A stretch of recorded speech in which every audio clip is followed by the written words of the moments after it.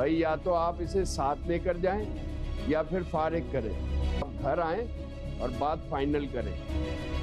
आकर क्या फाइनल करो? वारंट, लेकिन किस जुर्म में? लड़कियों को जाली तस्वीरों के जरिए ब्लैकमेल करने के जुर्म में।